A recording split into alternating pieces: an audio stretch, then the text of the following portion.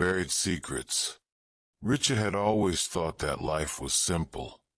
He had a job he didn't care much about, a house that was bigger than necessary, and a wife who was, well, fine.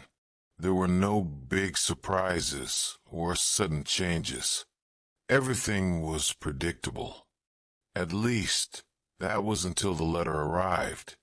It was a warm Monday morning when Richard found it in his mailbox. The envelope was thick and cream-colored, with gold letters on the front. Invitation. He had no idea who would be inviting him to anything, let alone in such a formal manner. The handwriting on the envelope was neat and elegant. Richard frowned. It seemed out of place for him. He opened the envelope with some hesitation, feeling a strange sense of dread. Inside, there was a single sheet of paper. At the top it read, "Dear Mr. Richard Sanderson, we cordially invite you to a private gathering this Saturday evening at 7 p.m. Please join us for a night of conversation, fine food, and an opportunity to reconnect with old acquaintances. The address is listed below. We look forward to your attendance. Sincerely, the Sanderson family." Richard blinked, reading the letter again. The Sanderson family? He didn't know any Sandersons. He didn't even know anyone who had the last name Sanderson. So why had they sent him an invitation? What did they want from him? He folded the letter and placed it back in the envelope. The sense of unease didn't leave him. He sat down at the kitchen table, turning the invitation over and over in his hands. His wife, Claire, walked in, holding a cup of coffee. "What's that?" she asked casually, sitting down across from him. Richard shrugged. "It's an invitation to some kind of gathering. I don't even know who they are." He passed her the envelope. Claire raised an eyebrow as she read the letter. "The Sanderson family? That's odd. You should go, maybe. You never know, it could be fun." Richard wasn't so sure. There was something strange about it. It felt like a trap, like someone was trying to get something from him. He had learned over the years that people don't do things for free. There was always something behind it. But then again, he thought, it could just be a simple invitation, something innocent. Claire, sensing his hesitation, stood up and began to walk away. "Maybe you should just go and see. It could be nice to meet new people." Richard didn't answer her right away. He was still staring at the letter, his mind racing with possibilities. He had no desire to meet new people, especially under mysterious circumstances. But then again, maybe he was just overthinking it. The thought lingered in his mind as he watched Claire leave the room. Could it be harmless? Should he go? Something in his gut told him that this night would change everything. But what could possibly go wrong? He didn't know, but he had a feeling he would find out soon. The night of the gathering was only a few days away. The days passed quickly, and Richard found himself preoccupied with thoughts of the invitation. He couldn't shake the feeling that something was wrong, but at the same time, he couldn't bring himself to ignore it. The letter had mentioned reconnecting with old acquaintances, but Richard couldn't think of anyone he knew with the last name Sanderson. On Wednesday evening, Claire tried to talk about it again. "So, have you made up your mind about this Saturday?" she asked as they sat down for dinner. Richard cut into his steak slowly. "I don't know. I just don't feel right about it. Why would someone invite me to their house out of nowhere?" Claire shrugged, as if it were no big deal. Maybe they're just friendly people. Maybe they want to get to know you." "I don't know them," Richard replied, frustration creeping into his voice. "What if it's some kind of scam? Or some trick?" Claire paused, setting down her fork. "It's just an invitation, Richard. You're overthinking it." Richard wasn't so sure. He spent the next few days doing everything he could to avoid thinking about it. He worked, ran errands, and spent time with Claire. But the invitation was always in the back of his mind, nagging at him. Finally, Saturday evening arrived. Richard had spent the whole day trying to calm his nerves. It wasn't even the invitation itself that bothered him. It was the unknown. The Sandersons. Who were they? And why had they invited him? Claire seemed more relaxed than he was. She had helped him choose an outfit, a dark suit that made him look respectable, but not too fancy. She was excited. "It'll be fine," she said, smiling. "You're just overthinking it." Richard tried to smile back, but his stomach was in knots. He couldn't explain it, but his gut told him something wasn't right. Still, he put on the suit, kissed Claire goodbye, and got into his car. The drive to the address was uneventful, and as he approached the neighborhood, he couldn't help but notice how nice the area was.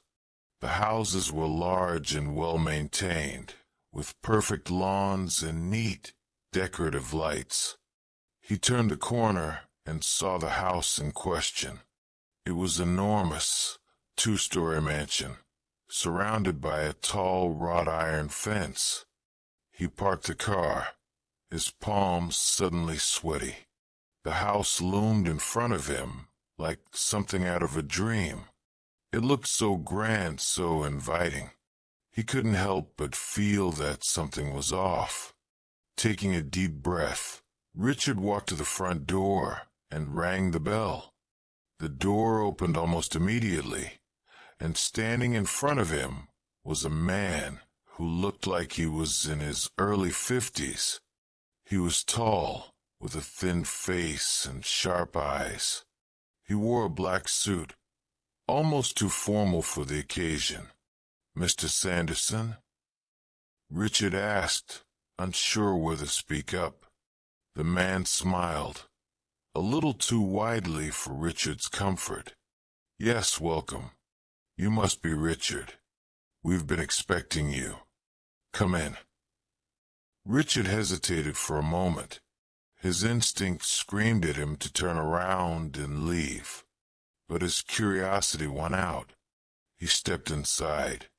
The hallway was grand, with expensive-looking paintings and antique furniture lining the walls. The air was thick with the smell of candles and something unfamiliar. Richard felt out of place. "Please, make yourself comfortable," Mr. Sanderson said, leading Richard into a large sitting room. "The others are already here. You'll fit right in." Richard nodded, though the unease inside him grew. He wondered who the others were, and as he looked around, he couldn't shake the feeling that there was more to this evening than he had expected.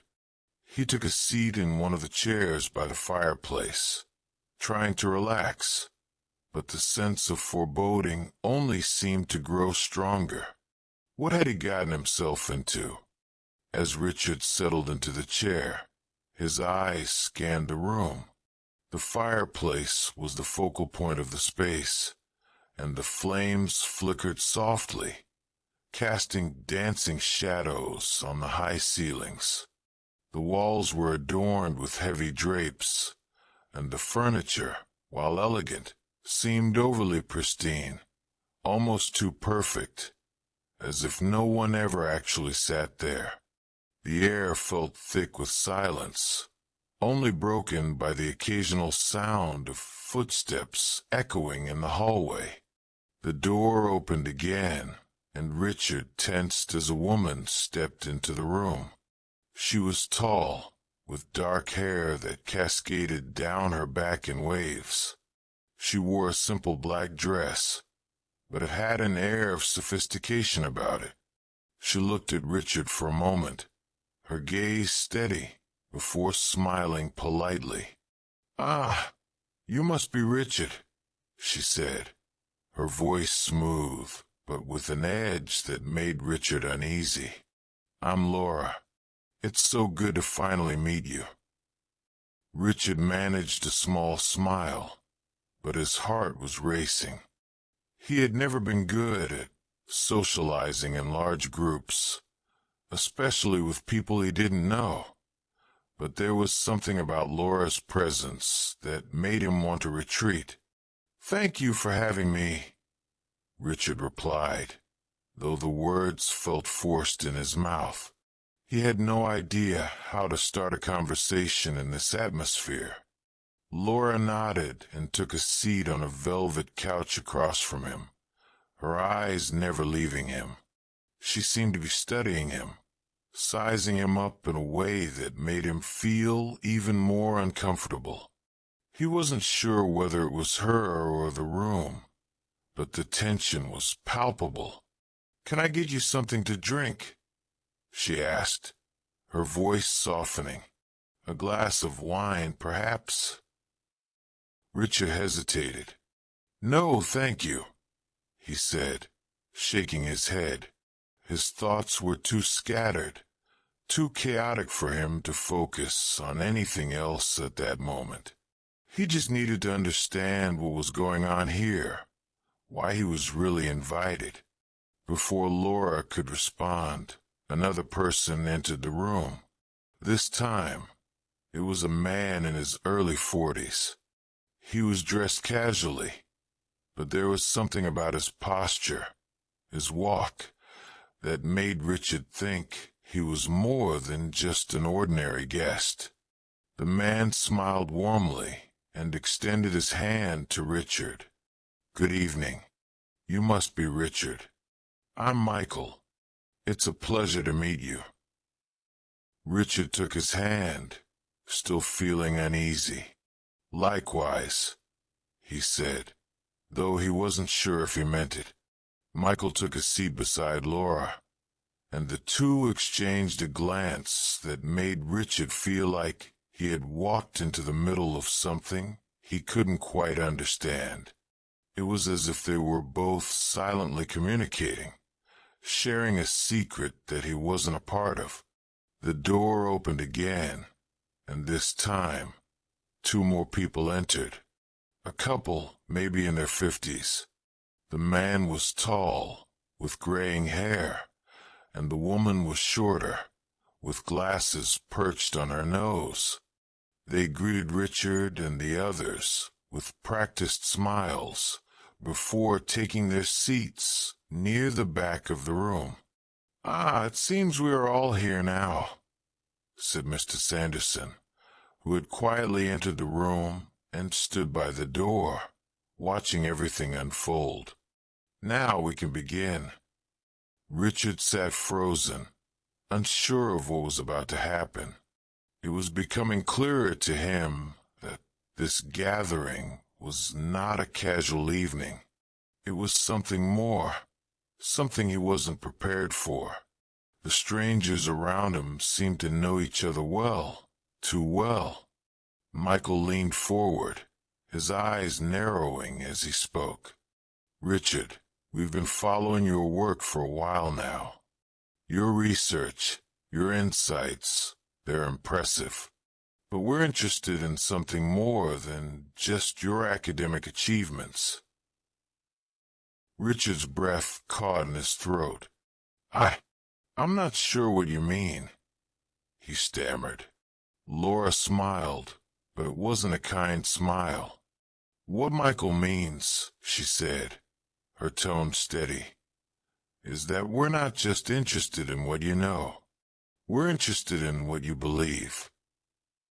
Richard could feel the walls closing in around him, the temperature in the room rising. Every instinct screamed at him to leave, to walk out the door and never look back.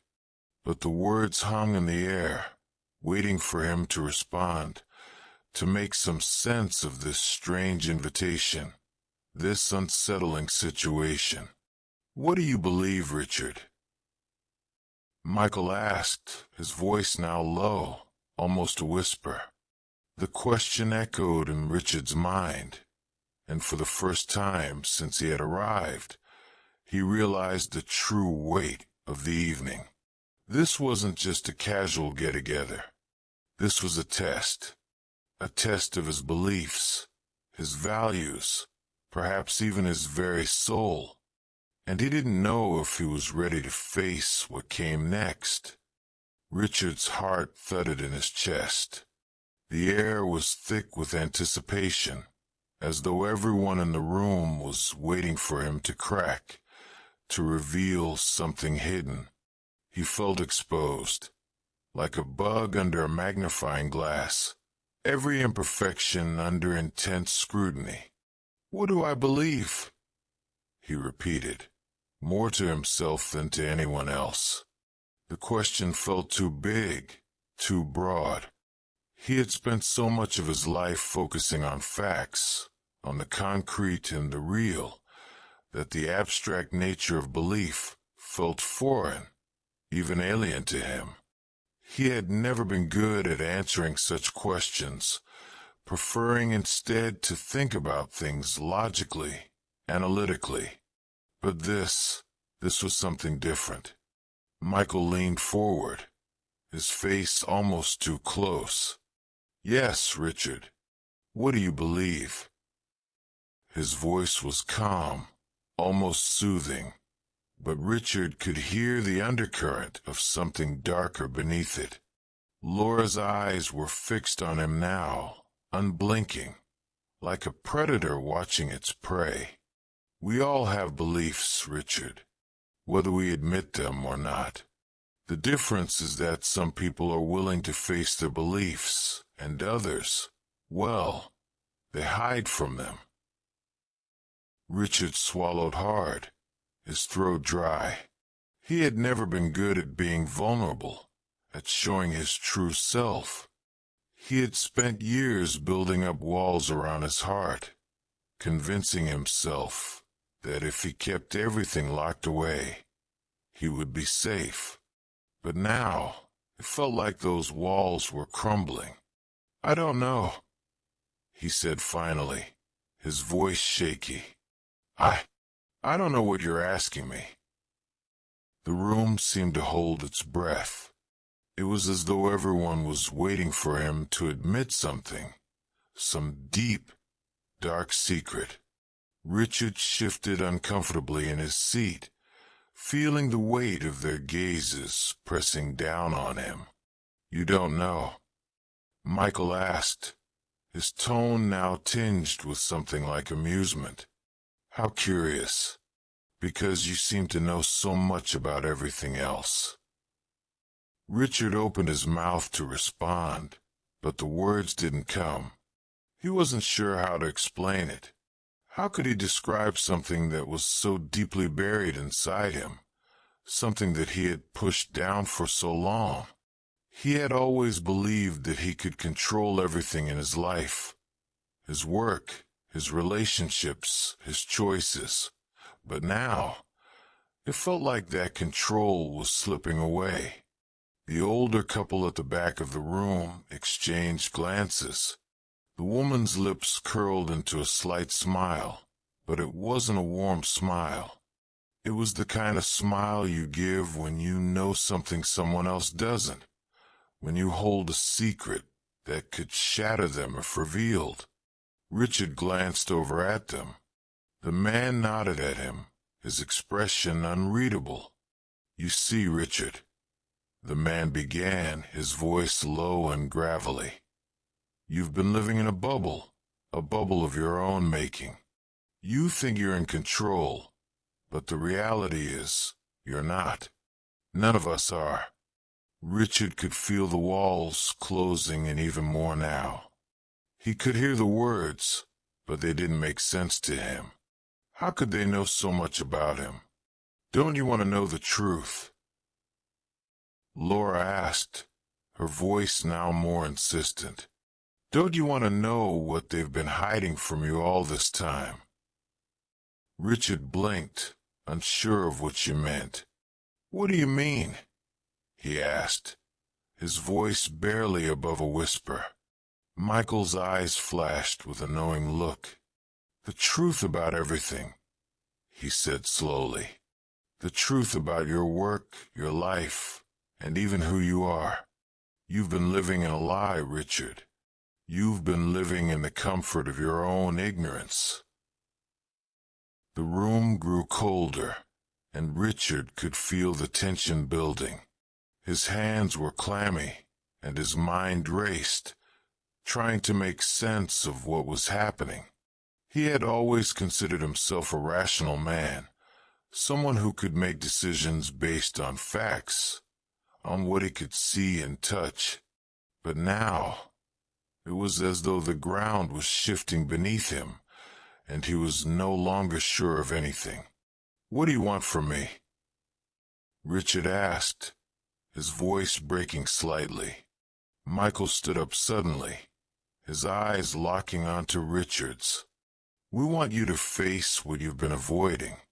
We want you to confront your beliefs and confront the truth of your existence.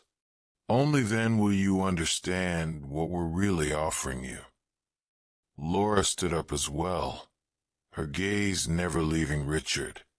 We can help you, Richard, but only if you're willing to face yourself.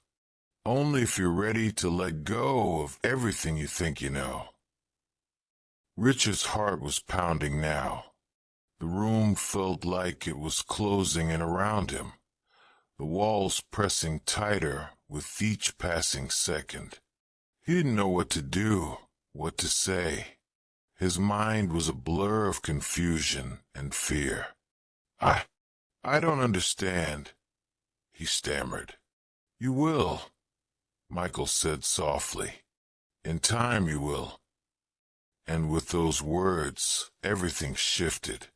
The room, the people, the very air around him. It all felt different, like the world had suddenly become a place he no longer understood. The days after that meeting passed by in a haze for Richard. His mind kept returning to the conversation, those words that had been said, those eyes watching him so intensely. He couldn't shake the feeling that something had changed, that the world he knew no longer felt the same. What had they meant by the truth?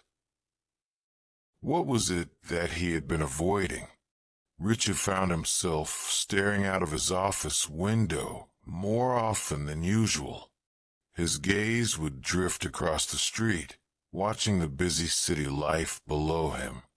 People hurried about their days, focused on their own lives, unaware of the quiet chaos that had begun to swirl inside his mind. At night, sleep eluded him. He would lie in bed, eyes wide open, staring at the ceiling, his mind racing through possibilities. Was it possible that he had been living in some kind of bubble, just as Michael had said? Had he built a life based on lies, without even realizing it? And if so, what would happen if that bubble burst? He began to notice small things, things he hadn't noticed before. The way his reflection in the mirror seemed distant, like a stranger he was supposed to recognize but couldn't. The way people around him seemed to whisper, as though they knew something he didn't. Even the walls of his apartment, once comforting, now felt cold and alien. Richard decided to take a walk, hoping that the fresh air would clear his head. The city was bustling, as always, but he couldn't shake the feeling that something was watching him. His footsteps echoed against the pavement, and he felt as if the buildings themselves were leaning in, listening to his every move. He turned a corner and saw a familiar face in the crowd. It was the woman from the meeting, the one with the calculating eyes. She was standing by a small cafe, as though waiting for him. "Richard," she said, her voice smooth but carrying a hint of something darker. "I see you're still thinking about what we talked about." Richard stopped in his tracks, a chill running down his spine. "What do you want from me?" he asked, his voice low. She smiled, but it wasn't a kind smile. It was the kind of smile someone gives when they know they've already won. "You don't need to understand everything right now. You just need to be open to it, to the truth." He shook his head, trying to push her words away. "I don't even know what you're talking about. What truth?" Her smile faltered for just a moment before she recovered. "That's exactly it, Richard. You don't know, but we can help you. All you have to do is stop resisting." Richard's fists clenched at his sides. There it was again, the feeling of being trapped, the sense that something was being pulled from him, piece by piece, and he had no control over it. "I don't need your help," he snapped, turning to walk away. "I'm fine on my own." But even as he said it, he knew it wasn't true. He wasn't fine. He hadn't been fine for a long time. His life, which had once seemed so certain, now felt like it was slipping through his fingers. As he walked back toward his apartment, Richard began to feel a strange pull. It wasn't physical, but it was there, tugging at the edges of his consciousness, reminding him of something he had forgotten, something important. And then, as he turned the corner to his street, he saw it, a large, old house at the end of the block, one he had never noticed before. It was dark, the windows covered in grime, the door barely hanging on its hinges. But something about it drew him in. Something deep inside him told him he needed to go inside. Richard paused, his heart racing. He wasn't sure what he was doing, or why he felt compelled to enter that house, but he couldn't ignore it. Taking a deep breath, he approached the front door. The air around him seemed to hold its breath, waiting. He pushed the door open slowly, the creak of the hinges sounding louder than it should have. Inside, it was dim, the air heavy with dust and silence. The walls were lined with old photographs, their faces faded and worn. But there, in the corner of the room, was a single chair, facing a cracked mirror. Richard's heart pounded in his chest as he stepped closer, drawn to the chair like a magnet. It was as though the room had been waiting for him. The chair, the mirror, all of it. He sat down. The mirror reflected his face, but it was different this time. It wasn't just his reflection. There was something else there, something just out of reach. As he stared into the mirror, Richard's world began to shift. The boundaries between what was real and what was imagined blurred. The truth, it seemed, was not something he could find out there in the world. It was something that lived inside him, hidden beneath layers he had long ago buried. Suddenly, Richard understood. The truth was not a thing to be found. It was something that had always been within him, waiting for him to acknowledge it. And now it was time to face it. But he wasn't ready. Not yet. He stood up quickly, the room spinning around him. The door seemed to have disappeared, and for a moment, Richard wasn't sure if he had left the room or if he was still inside the house. The truth was closing in on him. It would only be a matter of time before it consumed him completely. Richard woke up the next morning with a feeling of unease in his stomach. The house, the chair, the mirror, they had all felt so real. But as he sat up in bed, it was hard to tell if it had been a dream or something more. His head throbbed with confusion, and he could still feel the weight of the room pressing down on him. The walls seemed to close in, the air thick with unanswered questions. He tried to shake it off, but it was impossible. The world around him felt somehow altered, like the ground beneath his feet had shifted, leaving him unsteady. Shuffling into the kitchen, Richard grabbed a cup of coffee, the only thing that could ground him on mornings like this. He needed to think. He needed to understand what had happened the night before. And more importantly, he needed to figure out what to do next. His phone buzzed, breaking the silence. It was an unknown number. Richard hesitated, but then, as if driven by some invisible force, he answered. "Richard," came a voice on the other end. It was the woman from the cafe, the one who had been so insistent that he faced the truth. "I told you," she said. "It's time. You know it's time." His pulse quickened. The events of the past few days had been spiraling out of control, and now she was calling him again. He couldn't escape her. He couldn't escape the strange, suffocating feeling that something was about to happen. "I don't want to hear from you," Richard snapped, his voice trembling despite his attempt to sound confident. "I don't want anything to do with this." But she was relentless. "The truth is already inside you, Richard. You can't run from it. It's waiting for you to embrace it. You don't have to fight it." The words twisted in his mind. Embrace it. Could he really face whatever had been lurking beneath the surface of his life all this time? Was it too late to turn back?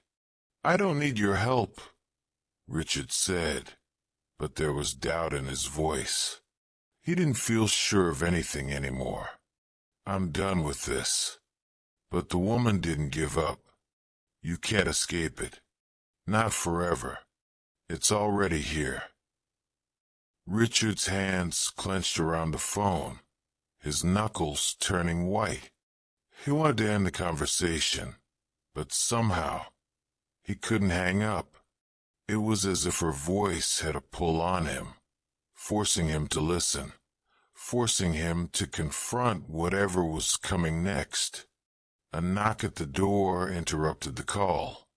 Richard's heart skipped a beat, and he quickly ended the conversation. Standing up, he walked to the door with hesitant steps. When he opened it, there was no one there. Just a small envelope on the ground, its edges worn and frayed. He bent down and picked it up, feeling a cold chill run down his spine. The envelope had no return address, and inside, there was a single sheet of paper with a simple message written in neat, careful handwriting. "The truth is waiting at the bottom of the well." Richard stared at the paper for a long moment, his mind racing. The bottom of the well. What did that mean? What was this all leading to? He felt a surge of panic rise within him, but at the same time, he couldn't ignore the pull. Something inside him told him that he had no choice but to follow this strange, haunting trail. He needed answers, even if it meant stepping into the unknown. With the note in hand, he quickly changed into his coat and left the apartment. The chill in the air matched the cold in his chest as he made his way through the city. He had no idea where the well was. He had no idea what he would find when he got there. But he was driven. There was no going back. The streets were empty as he walked, the usual bustle of the city muffled by the weight of the moment. The buildings loomed over him, their cold, indifferent faces watching him as he walked deeper into unfamiliar parts of the city. It wasn't long before he reached an old, dilapidated building, tucked away in a corner of the city he had never paid attention to before. There was a small courtyard behind the building, and through the cracked iron gate, he could see the faint outline of something dark in the corner. His heart pounded in his chest as he approached the gate. There, behind the rusted bars, was an old well, its stone walls weathered and cracked. It looked ancient, forgotten by time, and yet it seemed alive, as if it had been waiting for him. Richard's breath caught in his throat. The truth was down there, he thought. The truth was waiting. He could feel it now, the weight of it. The truth wasn't something he could avoid anymore. It had found him. Taking a deep breath, Richard stepped closer to the well, the ground beneath his feet unstable, his hands trembling.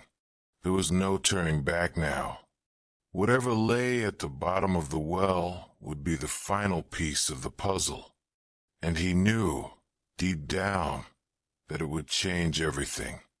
Richard stood at the edge of the well, his heart racing. The air around him felt thick, oppressive, as if the city itself were holding its breath. The note still clutched tightly in his hand, its words echoing in his mind. The truth is waiting at the bottom of the well. He hesitated. Could he really go through with this? Was this what he had been running from all these years? Or was it something else? Something worse? The fear inside him twisted and churned, but there was also a strange pull, a pull he could not ignore. Slowly, he stepped closer to the edge, the rough stone beneath his feet grinding with every movement. The darkness inside the well seemed to swallow the light, and the farther down he looked, the more it felt like it was pulling him in. The very air around him seemed to hum with the weight of the unknown. Richard swallowed hard and glanced around. The empty courtyard was eerily quiet. The sounds of the city felt distant, muffled, as if they had all faded into oblivion. There was no one around to stop him, no one to witness what he was about to do. He was alone, just like he had always felt, isolated, lost, and disconnected from the world. Taking a deep breath, he bent down and peered into the well. It was impossibly dark, and Richard could barely make out anything beyond the first few feet. The silence seemed to press against his ears, making him feel as though time itself had stopped. "Why am I doing this?" he whispered to himself. But the answer was already clear. He wasn't doing it for anyone else. Not for the woman who had called him. Not for the strange message or the mysterious notes. He was doing this for himself. Richard had lived his life with a facade, pretending to be someone he wasn't. He had ignored the things that haunted him, the truths that lay buried deep in his soul. But this well, this moment, it was different. It felt like the last chance to face what had always been waiting for him. He took another step closer, and suddenly, a gust of wind blew through the courtyard, stirring the dust and making the trees sway. Richard flinched, but the force of the wind only seemed to pull him further into the well's grip. It was as though something was calling to him from below. With shaking hands, he fumbled through his jacket pocket and pulled out a small flashlight. He turned it on, the beam cutting through the darkness, but it only reached so far. The well seemed endless, its depths uncharted and unknown. "Is this really what I'm looking for?" he whispered to himself, his voice shaking.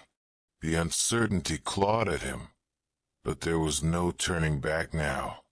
He had come this far, and if he was ever going to find the truth, this was it. This was the moment. Slowly, carefully, Richard knelt down and peered into the abyss. The beam of his flashlight flickered before stabilizing.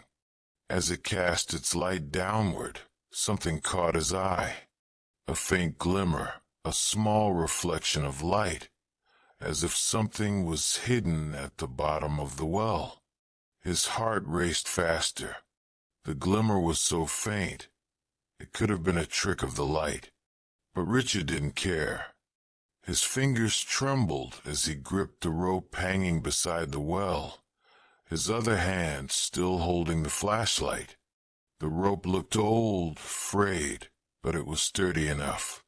He had no choice now but to climb down and face whatever awaited him. With a deep breath, he began to lower himself, his feet barely finding purchase on the uneven stone. His muscles strained with the effort, and every movement seemed to echo in the stillness. Down he went deeper into the well, until the air grew damp and heavy, and the darkness seemed to close in around him. Each step down felt like it took him further away from the life he knew, the life that had been comfortable, predictable, even if it had been hollow. He couldn't help but wonder what he would find at the bottom. Would it be the truth he had been avoiding for so long?